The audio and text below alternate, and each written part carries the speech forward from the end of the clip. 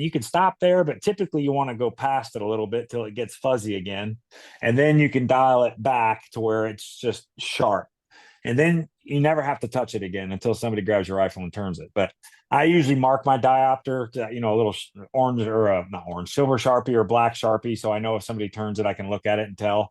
And on those Gen 3s, actually, if you pull that diopter out, you can actually see there's little hash marks like a grid that measures it. So I know I'm like 2.5 marks on a Gen 3 diopter for me. And once you kind of know where that is, it's really easy to look. Okay, yep, somebody moved it.